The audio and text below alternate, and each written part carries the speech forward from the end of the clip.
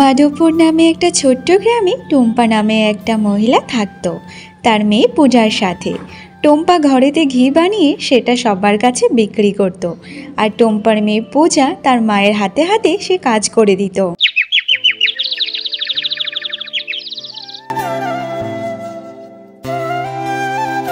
মা পূজা, আমি এবার ঘি বানাতে বসবো রে মা।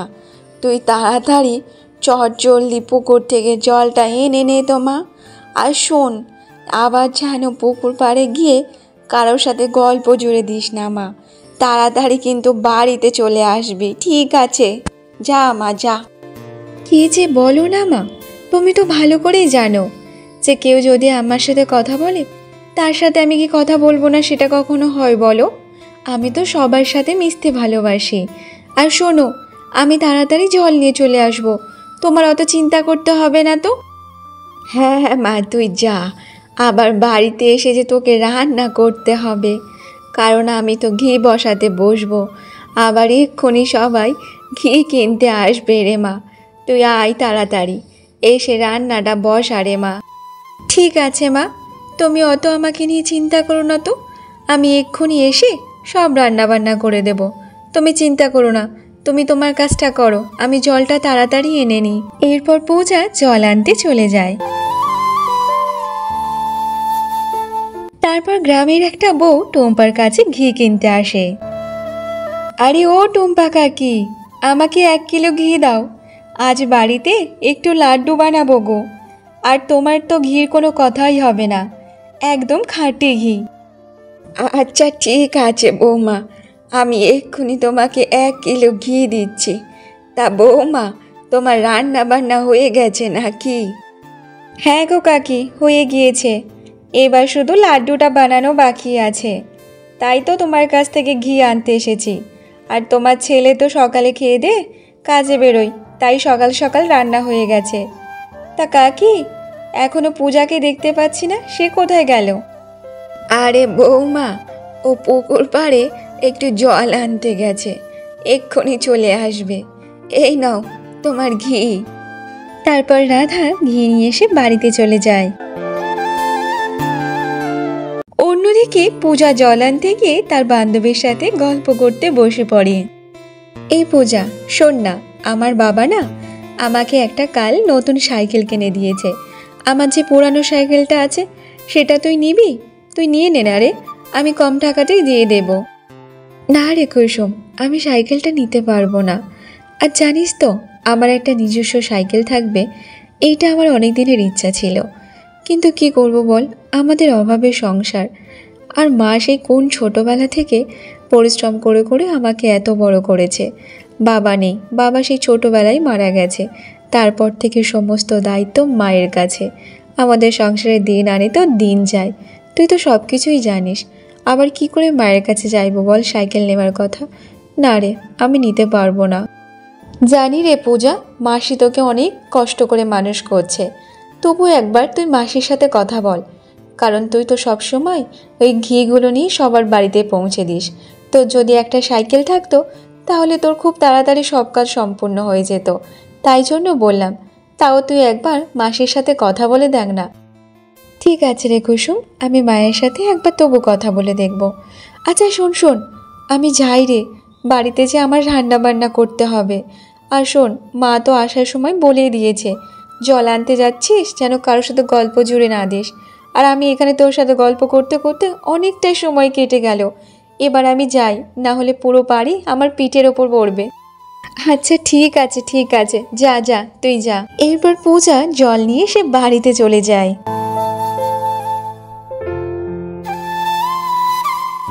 তারপর পূজা বাড়িতে এসে সে বাড়ির সব কাজ করতে থাকে। রান্না বান্না থেকে শুরু করে বাড়ির যে কটা টুকটাক কাজ ছিল সব সেরে ফেলে।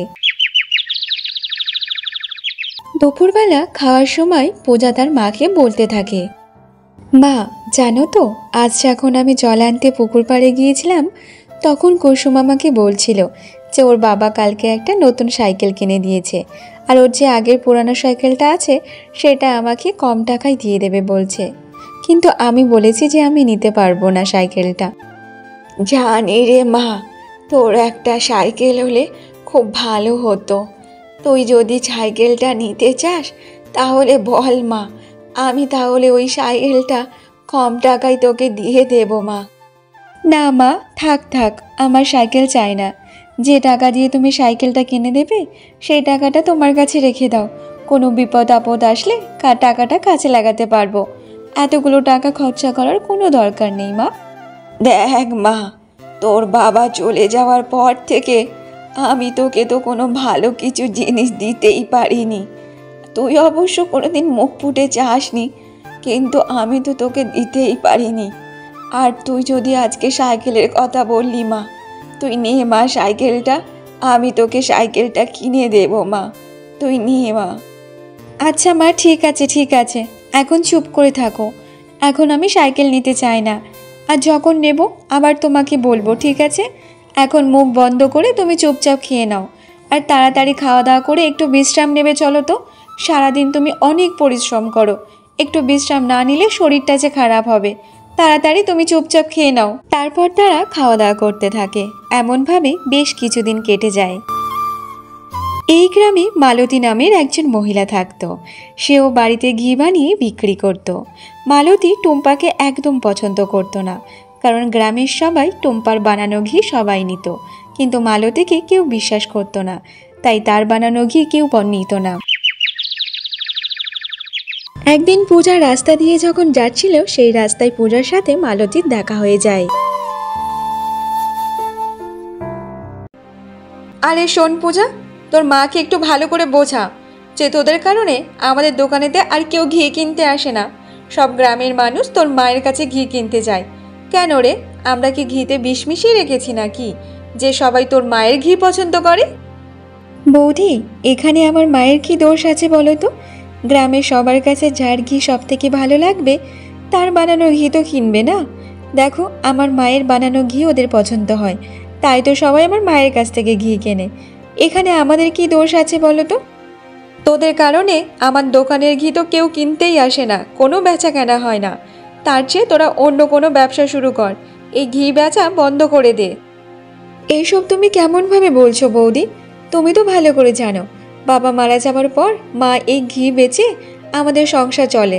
আর তাহলে তুমি এইসব কথা কি করে বলছো বলো? দেখো বৌদি, আমরা এই ঘির ব্যবসা বন্ধ করতে পারবো না। যদি তোমার অনেক অসুবিধা হয় তুমি অন্য কোনো ব্যবসা শুরু করো, কিন্তু আমরা এই ব্যবসা বন্ধ করতে পারবো না, কারণ এখান থেকে রোজগার হয়ে আমাদের সংসার চলে। এইসব বলে পূজা ওখান থেকে চলে যায়।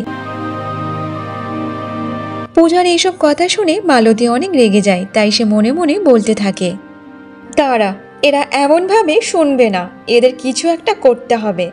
আমার লেজে পা দেওয়া না, তোদের মা মেয়ের অবস্থা খারাপ করে দেবো। তারপর মালতী সে বাড়িতে চলে যায় রেগে মেগে।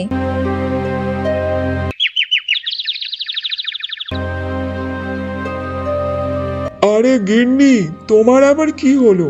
তোমার মুখটা বাংলা পাঁচের মতো কেন করে রেখেছো? আমার আবার কি হবে? আমার কিছু হয়নি। আসার সময় রাস্তায় ওই পূজার সাথে দেখা হয়েছিল। আমি ওকে কতবার করে বোঝালাম যে তোদের বানানো ঘি ব্যবসা বন্ধ করে দে, কিন্তু ও আমাকে উল্টে বলল যে তোমাদের যদি অসুবিধা হয় তোমরা ঘির ব্যবসা বন্ধ করে দাও। শোনো, এমনভাবে চলতে থাকলে তাহলে আমাদের ঘির ব্যবসা পুরোপুরির জন্য বন্ধ হয়ে যাবে। কিছু একটা করতে হবে। গ্রামের সবাই তো টুম্পা কাকিমার বানানো ঘি পছন্দ করে, সবাই টুম্পা কাকিমার বানানো ঘি কিনতে যায়। আমাদের দোকানে তো কেউ আসে না, এমনভাবে কি হবে? তুমি একদম চিন্তা করো না গিন্নি, আমি কিছু না কিছু একটা উপায় বের করব। আমাকে একটু টাইম দাও, তারপর দেখবে ওদের একেবারের মতো ঘি বেচা বন্ধ করে দেব। তুমি সত্যিই বলছো ওরা একেবারের মতো ঘি বেচা বন্ধ করে দেবে? তাহলে কি উপায়, আর কতদিনের মধ্যে তুমি উপায়টা বের করবে বলো তো? আরে গিন্নি, এইসব কাজ করতে গেলে একটু সময় দরকার। তুমি একটু আমাকে ভাবতে দাও, একটা না একটা উপায় বের করব, তারপর তুমি দেখবে খেল। মালতী তার স্বামীর এইসব কথা শুনে অনেক খুশি হয়ে সে ওখান থেকে চলে যায় ঘি বানাতে। আমি তো ভালোভাবেই ঘি বানাই, জানি না গ্রামের সবাই কেন আমার কাছ থেকে ঘি কিনতে আসে না। সেই টুম্পা কাকিমার কাছে সবাই ঘি কিনতে যায়, তবে আমি একটু ভেজাল মেশাই, তাও হলেও আমি তো ভালোভাবেই ঘিটা বানাই। পূজা মা, যা তো মা, একটু ওই তোর মালতী বৌদির বাড়ি থেকে সেই কড়াইটা নিয়ে আয় মা। আমার কাছ থেকে ও 2 দিন আগে কড়াইটা নিয়ে গিয়েছিল। আর ওই কড়াই ছাড়া আমার তো ঘি বানাতে অনেক অসুবিধা হয়ে যাচ্ছে। তুই যা মা, কড়াইটা গিয়ে নিয়ে আয়। দেখো মা, ওই মালতী বৌদির বাড়িতে যেতে আমার একদম ভালো লাগে না। ওই বৌদির কথাবার্তা একদম পছন্দ হয় না আমায়।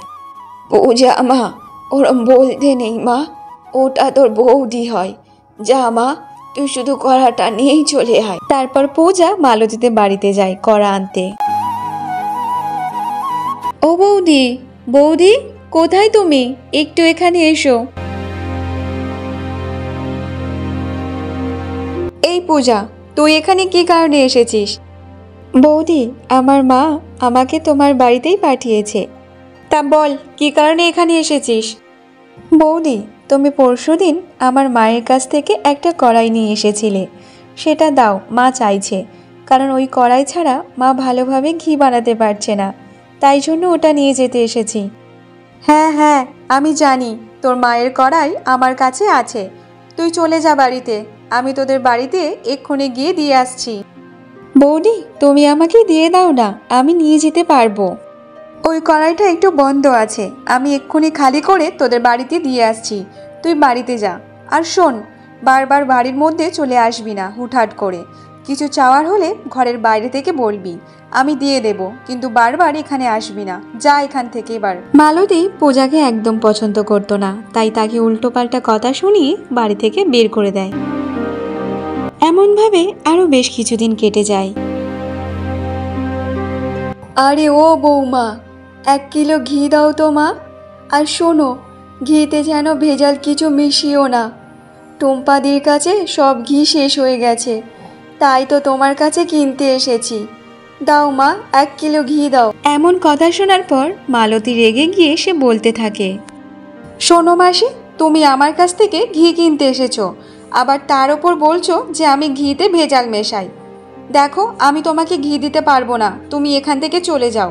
আর হ্যাঁ, গিয়ে টুম্পা কাকিমার বাড়ি থেকে ঘি নাও, তবুও আমি তোমাকে ঘি দেব না। যাও এখান থেকে। মালতীর এইসব কথা শুনে ওই মহিলা ওখান থেকে চলে যায়।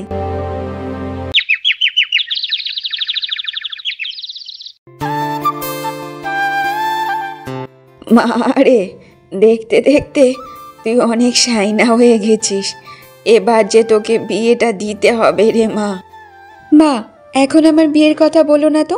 যদি আমাকে বিয়ে দাও, তাহলে আমি চলে গেলে তোমাকে কে খেয়াল রাখবে বলো তো? তখন তুমি পুরো একলা হয়ে যাবে।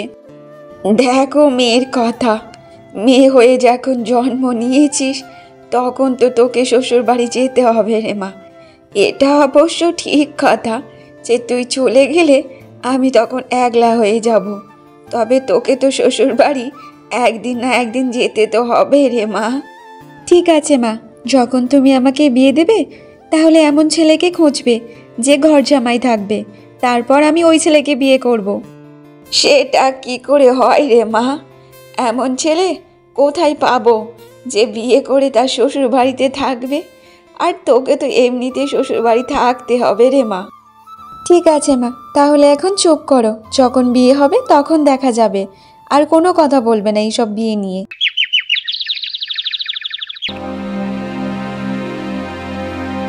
কি গো, কোনো উপায় পেয়েছো নাকি এখনো সেই ভেবেই যাচ্ছ? হ্যাঁ গিন্নি, উপায় একটা পেয়েছি। আর এবার দেখো, মা মেয়ে ঘির ব্যবসার বন্ধ হয়ে যাবে।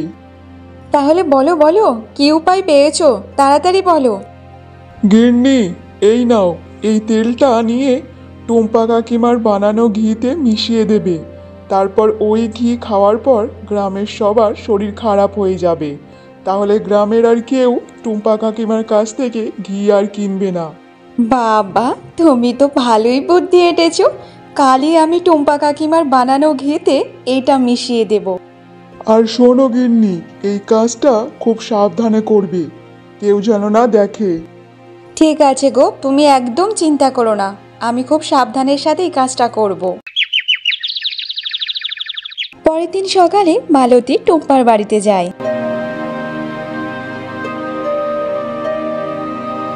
আরে মালতী বৌমা, তুমি আজ আমাদের বাড়িতে? আজ কোন দিক থেকে সূর্য উঠেছে গো? তুমি তো আমাদের বাড়িতে সামনে একটা আসো না, তাহলে আজ কি মনে করে পথ ভুল করে চলে আসলে নাকি গো? আরে কাকি, না গো, একটু বিপদে পড়ে তোমার কাছে এলাম গো। আমার বাড়িতে দুধটা শেষ হয়ে গেছে, আর ঘি বানাতেও অসুবিধা হচ্ছে। যদি তুমি 1 কিলো ঘি দিতে তাহলে খুব ভালো হতো গো। হ্যাঁ বৌমা, কেন দিতে পারবো না? কোনো অসুবিধা নেই, কারণ আমি জানি তুমিও ঘি বানাও, তাই আমি চাই না তোমার ঘি বানাতে কোনো অসুবিধা হোক। তুমি একটু দাঁড়াও, আমি ঘরে থেকে দুধটা নিয়ে আসছি। তারপর টুম্পা দুধ আনতে ঘরের মধ্যে চলে যায়, আর সেই ফাঁকে মালতী তেলটা বের করে সেই বানানো ঘিতে ঢেলে দেয়। এবার টুম্পা কাকি বুঝতে পারবে আমার পথের কাঁটা হলে তার কি অবস্থা হয়। তারপর মালতী ওখান থেকে চলে যায় খুশি খুশি। তারপর টুম্পা দুধ নিয়ে বাইরে আসে, আর তখন দেখে সেখানে মালতী ছিল না। আরে এ মালতী বৌমা কোথায় গেল? দুধ না নিয়েই চলে গেল। মালতী রাস্তা দিয়ে যেতে যেতে তখন পূজার সাথে দেখা হয়ে যায়। আরে বৌদি, কি ব্যাপার, আজ আমাদের রাস্তা দিয়ে যাচ্ছ? নিশ্চয়ই আমাদের বাড়িতে গিয়েছিলে। কেন রে, তোদের বাড়ি রাস্তা দিয়ে গেলে কি শুধু তোদের বাড়িতে যাওয়া যায় নাকি রে? আমি আমার বান্ধবীর বাড়িতে গিয়েছিলাম, আর সরে যা আমার সামনে থেকে। পূজা ভালো করেই জানতো মালতী তাকে পছন্দ করে না, তাই সে কোনো কিছু কথা না বলে সে চলে যায় চুপচাপ। অন্যদিকে টুম্পার বাড়িতে সবাই ঘি কেনার জন্য আসে। টুম্পা কোনো ভেজাল ছাড়া খাঁটি ঘি সবার কাছে কম দামে বিক্রি করত, তাই সবাই সেটা জানতো। তোমরা সবাই বাড়িতে চলে যাও গো, আমি পূজার হাত দিয়ে তোমাদের বাড়িতে ঘি পাঠিয়ে দেব, কারণ এখনো ঘি হয়নি, একটু বাকি আছে। ঠিক আছে গো টুম্পা দিদি, তাহলে পাঠিয়ে দিও ঘিটা। আমরা এখন তাহলে যাই গো। তারপর সবাই ওখান থেকে চলে যায়। তারপর বিকাল হলে পূজা সবার বাড়িতে ঘি দেওয়ার জন্য বেরিয়ে পড়ে।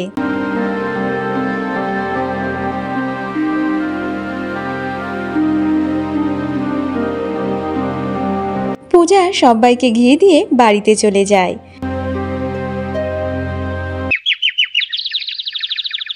আর সেই ঘি খেয়ে সবাই অসুস্থ হয়ে পড়ে। জানি না আমার স্বামীর কি হয়েছে, কাল থেকে যখন ওই ঘির পরোটা খেয়েছে তখন থেকে এমনই অসুস্থ হয়ে গেছে। গ্রামের যারা যারা ওই ঘি খেয়েছে তারা সবাই অসুস্থ হয়ে পড়ে।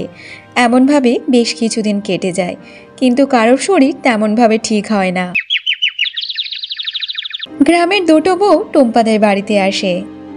আরে বৌমা, তোমরা এখানে কেন এসেছো? তোমরা বললে তো আমি পূজার হাত দিয়ে ঘি তোমাদের বাড়িতে পাঠিয়ে দিতাম, তোমরা আবার কষ্ট করতে কেন গেলে? আরে টুম্পা মাসি, তোমার বানানো ঘি খেয়ে সবাই অসুস্থ হয়ে গেছে, আর তুমি বলছো কি আবার ঘি কেনার কথা? এবার তুমি তোমার বানানো ঘি বন্ধ করো, তোমার কারণে অনেক মানুষ অসুস্থ হয়ে গেছে, এর জন্য দায়ী তুমি টুম্পা মাসি, তুমি। তারা এই সব বলে ওখান থেকে চলে যায়। মা, তুমি চিন্তা করো না, তুমি ঘি বানাও, আর আমি খোঁজ নিয়ে দেখছি এইসব কি করে হলো। না রে মা, গ্রামের সবাই আমার ওপর খুব রেগে আছে, সবাই আমাকে ভুলে গেল ঘি বানানো বন্ধ করতে। আমি কি করে ঘি বানাই বল তো মা? মা, তুমি একদম চিন্তা করো না, এতদিন ধরে তুমি ঘি বানিয়ে সবার কাছে বিক্রি করছো, এই ঘি খেয়ে কারো কোনো কিছু হয়নি, আর আজ হঠাৎ করে সবাই অসুস্থ হয়ে গেছে।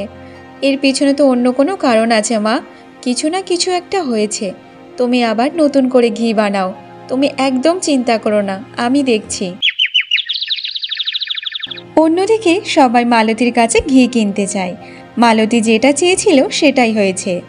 আমি তো আগেই বলেছিলাম ওই টুম্পা কাকি ভেজাল ঘি বিক্রি করে, কিন্তু তখন আমার কথা কেউ বিশ্বাস করেনি, আর এখন সবাই বুঝতে পেরেছে, তাই জন্য তো তোমরা সবাই আমার কাছে ঘি কিনতে এসেছো।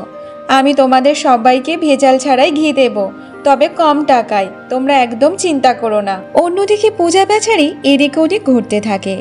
তারপর সে ওই মালতীর বাড়ির সামনে দিয়ে যাচ্ছিল, তখন মালতী আর মালতীর বর ঘরের মধ্যে কথা বলতে থাকে। তুমি জানো ওই তেল একদম কামাল করে দিয়েছে, আমি ওই তেল টুম্পা কাকিমার বানানো ঘিতে মিশিয়ে দিয়েছিলাম, আর যারা যারা ওই ঘি খেয়েছে তারা সবাই অসুস্থ হয়ে পড়েছে। এইসব আমি একদম বুদ্ধির সাথে করেছিলাম, কেউ আমাকে দেখে নেয়নি। এইসব কথা পূজা দরজার সামনে দাঁড়িয়ে দাঁড়িয়ে সব শুনতে থাকে। আরে গিন্নি, এ তো কোনো কিছুই না, আমি তোমার জন্য সব কিছু করতে পারি। নাও, এবার তোমার মনের আশা পূর্ণ তো হয়েছে না? আর তখন পূজা ঘরের মধ্যে চলে আসে। বৌদি, আমি তোমাদের সব কথা শুনেছি বাইরে দাঁড়িয়ে দাঁড়িয়ে। তাহলে তুমি মায়ের বানানো ঘিতে তেল মিশিয়ে দিয়েছিলে, আর সেই ঘিকে গ্রামের সবাই অসুস্থ হয়ে পড়ে গেছিল। তোমরা এক্ষুনি এই গ্রাম ছেড়ে চলে যাও, তা না হলে এই কথা আমি গ্রামের সবাইকে বলে দেব। আর দেখবে তখন গ্রামের সবাই তোমাকে পুলিশে ধরিয়ে দেবে। সেটা কি ভালো হবে? বোন পূজা, তুমি সবাইকে বলো না, তা না হলে সবাই আমাদেরকে পুলিশের হাতে তুলে দেবে। তুমি যেটা বলছো সেটাই হবে, আমরা এক্ষুনি এই গ্রাম ছেড়ে চলে যাব। হ্যাঁ পূজা, আমরা এই গ্রাম ছেড়ে চলে যাব, তবে কাউকে কিছু বলো না। আর আমরা জেলে যেতে চাই না পূজা। আর আমরা যখন এই গ্রাম ছেড়ে চলে যাব, তারপর নয় তুমি গ্রামের সবাইকে বলে দেবে এই কথাটা। তবে এখন বলো না পূজা, আমরা চলে যাচ্ছি। তারপর মালতী আর তার বর সেই গ্রাম ছেড়ে চলে যায়। তারপর পূজা গ্রামের সবাইকে বুঝিয়ে বললে সবাই বুঝতে পারে যে ঘি খেয়ে সবাই গ্রামের অসুস্থ হয়ে গেছিল, তার জন্য দায়ী টুম্পা ছিল না, তার জন্য দায়ী মালতী ছিল। তারপর থেকে সবাই টুম্পার কাছ থেকে ঘি কিনত। মা রে, তুই ছিলিস বলে তুই আমাকে বাঁচাতে পারলি এই বদনাম থেকে। তা না হলে যে কি হতো তা কে জানে। মা, আমরা কোনোদিন কারো কোনো ক্ষতি করিনি। যারা অন্যায় করেছে তাদের তো শাস্তি পাওয়া দরকার। আর তুমি একদম চিন্তা করো না, আমি সবসময় তোমার সাথে, তোমার পাশে আছি। বন্ধুরা, ভিডিওটি কেমন লেগেছেন? যদি ভালো লেগে থাকেন তাহলে সাথে থাকবেন, আর যদি কোনো ভুল ত্রুটি করে থাকি তাহলে অবশ্যই কমেন্টের মাধ্যমে জানাবেন। আর চ্যানেলটিকে সাবস্ক্রাইব করে বেল নোটিফিকেশান অন করে দেবেন।